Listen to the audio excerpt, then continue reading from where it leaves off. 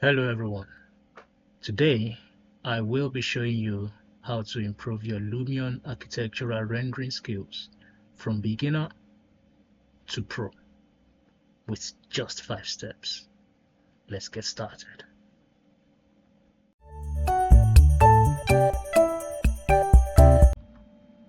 Number 1 is to add imperfections to your material application. How do you do this? Let's dive into Lumion. So now we are within Lumion and this is the Lumion interface. So how do you create imperfections in material in Lumion? To create imperfection, the first thing you do is you select the materials icon here and then you click on the material you want to edit. Let's say I want to edit this coping, which is named white wall here. I click on it and then the material property manager pops up. So inside the material property manager, you select the material you want. For example, here I selected outdoor and I use this Evaluation material. So to make it a little bit imperfect and rough, the first thing I'll do is you go to weathering, and then depending on what kind of material it is, you can choose stone, wood, leather, but because it's concrete, I wanted a stone rough feel, so I selected stone here. Then you can increase the weathering here.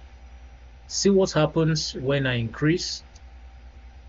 See, then when I decrease, it becomes plain. So you want to play it safe. You don't want it to be too much and then it shouldn't be too little, so I put it around 0.4, which should be good. Then the second thing here is the edges. The edges here, I already put it at 0.3, but see what happens before I put it. It's really very sharp and not realistic. So for you to create a realistic feel in real life, edges are not this sharp and straight. There is a little bit of beveling, so you just round it a little bit and it's actually will look better when you render. So the second thing is what I call material logic, and this is basically displacements and maps within Lumion. How do you do this? So to make use of displacements and maps within Lumion, let's use a material like brick or stone that has a lot of bumps. So here is this stone material that I have here, a stone wall. To edit this material, I click on it, and of course the property manager changes to stone wall here. So to change the displacement here, under this place you see displacement is currently at 0, and then below displacement is maps. So see what happens when I adjust these maps. If I increase it, the stones become bigger. If I reduce it, the stones become smaller. So the logic here is you want the map to be as close to reality as possible. So if you have to imagine the size of a stone, how big should a stone block be? This is the logic. So if, for example, you put it this way, you know, stones for buildings are not this big. So if you render something like this, it definitely will not look realistic. So it has to be something of, let's say, right about this is good.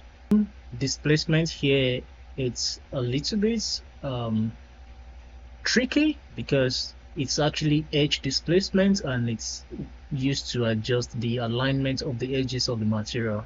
This is what I mean. So look at what happened when I adjust the displacement value. Look at the edges. Can you see how the alignment is updating? So you have to make the displacement as close to what it should look like as possible. And I can leave it this right about this and it's good. But if I want to adjust how bumpy the material is, you have to do that with relief, which is this. So currently it's as a factor of 1.0. See what happens when I increase the relief factor. See, it's actually going to get more bumpy, but I don't want it to be too much, so I'll just put it back at 1.0. And yes, click Save Changes, and the changes we made to the materials has been saved. So the third trick here is the general lighting and the atmosphere. How do you make the lighting and atmosphere realistic within Lumion? To make this sky much more better, to make it realistic, you have to click on the photo icon here,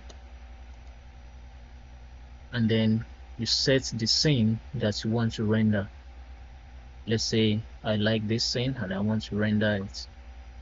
You store the camera here, then you go to the effects, add effects, click on this, then you navigate to lighting.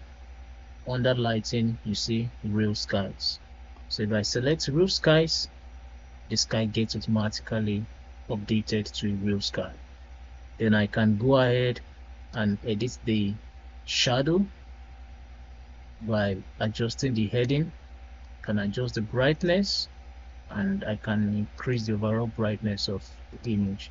So let me say I want the shadow to be this way, and yes, this is it, and you can go back. So you have applied the real sky effects in Lumion. So what else can you do to make the lighting composition better? The second thing you can do is to make use of the Lumion artificial or indoor lighting in an exterior scene. So how do you do this? Go back to build and then click on your contents library. You see lights here, click on lights and place a light.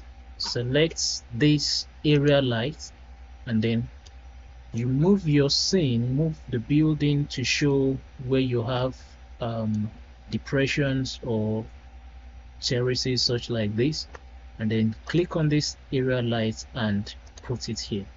It's not going to show the lighting fixture itself, but it's going to brighten all these dark sides. So you can as well also adjust the size of this by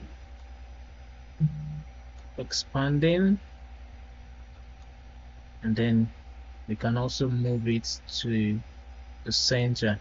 So what happens is when you want to render this scene, you're going to have some form of reflection of light coming from here, and it's going to make your the details come out better.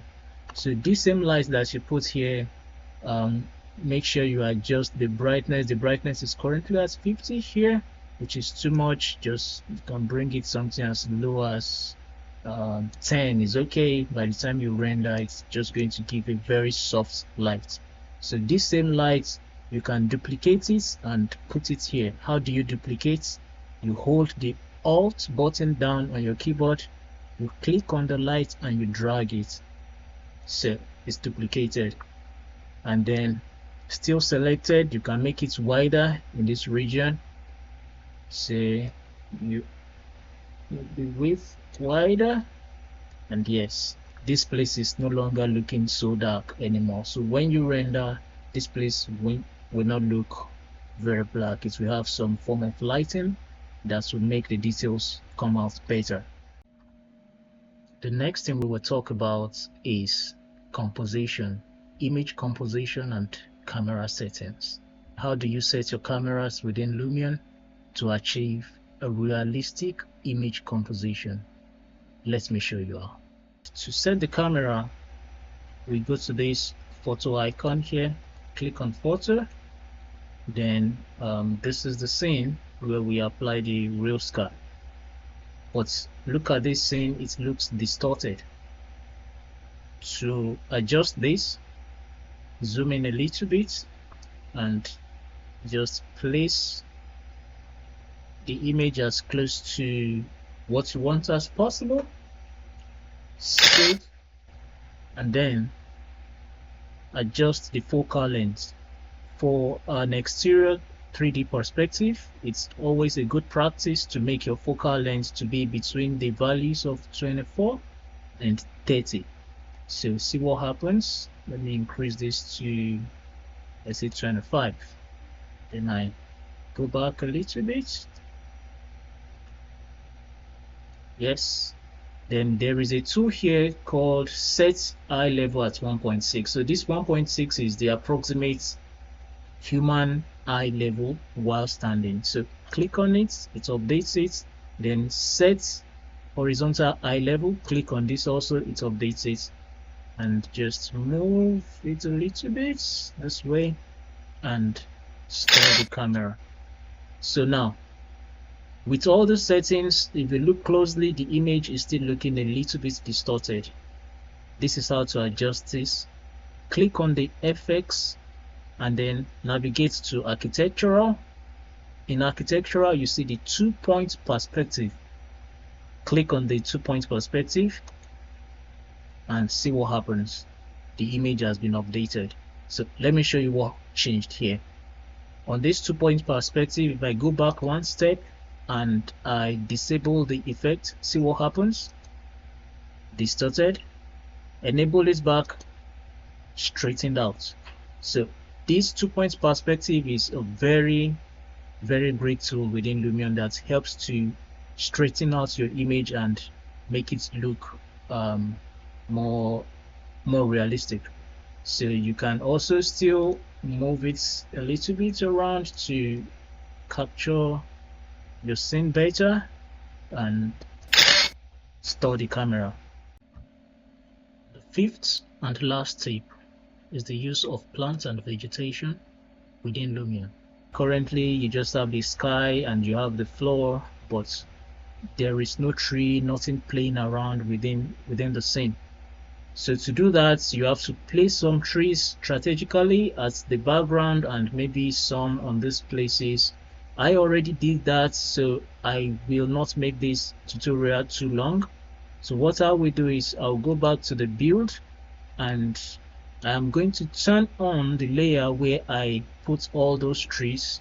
So if I come to the top here, you see the layer trees is hidden. When I turn it on, yes, these are the trees I created.